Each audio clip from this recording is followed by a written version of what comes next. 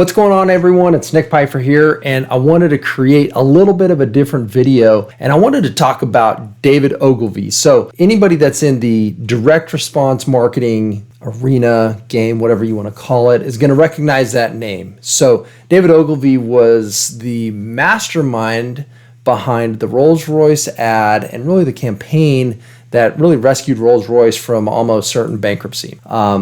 And so I wanted to show you the ad, and I wanted to give you just a couple takeaways from this ad as it relates to marketing and some principles behind it. A lot of my videos focus on the tactics of marketing today, things like Google Ads and Facebook and strategies, storytelling and things like that. But if we really take a step back, all of those things come and go. Well, the tactics for sure. Tactics come and go. When I started marketing, I was advertising on a platform called Overture, which I'm sure not too many people have heard of anymore. But it was basically what Google Ads is today, which is you were bidding on keywords. One of the cool things back then is it's very easy to figure out the bid for the top position.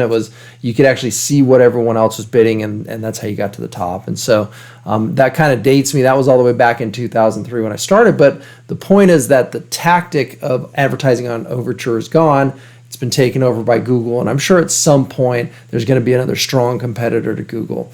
And so it's important as people who are, whether you're a business owner that's doing marketing or you're a marketer that's doing marketing, it's important that you understand some of the principles behind marketing. So what I'm going to do is just shrink my screen down a little bit and show you this ad. So this was the ad from when Ogilvy put this ad out for Rolls-Royce back in the day, and again, here's some takeaways from it. So the first thing, at 60 miles an hour, the loudest noise in this new Rolls-Royce comes from the electric clock. Now, as I was doing some research on this, Ogilvy came up with somewhere near 100 different headline variations. He ultimately presented about a quarter of those to Rolls-Royce, and he ended up moving forward with this one. And the ironic thing is that it later came out that he almost directly took this from another ad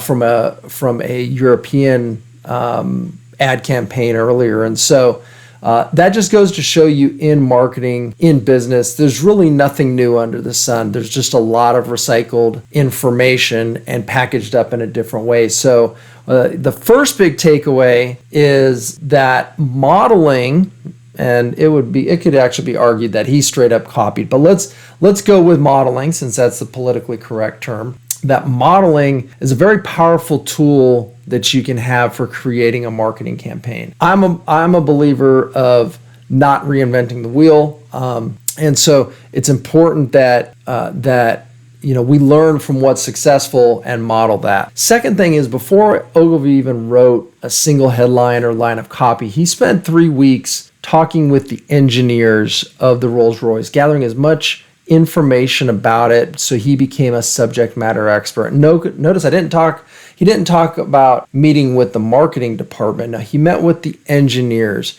And when it comes to marketing a business, a product, or a service, it's important that the person who's creating that copy, that's creating the marketing campaign, is intimately familiar with the offering that's at hand so that you can best prepare how to structure the offer and deliver the message to your market. Okay, and the third thing I wanted to talk about in this advertisement is that he was extremely limited in both budget and then the media that he actually placed the ads. A lot of times as marketers, you can get really frustrated because clients, or if you're a business owner, you may not have a huge marketing budget. And his marketing budget at the time was 2 or 3% of that of which Cadillac was. And yet he was able to create a successful campaign. And one of the main reasons that is, in addition to having the right ad copy, having the right imaging, was that he was able to put the ad in front of his ideal audience.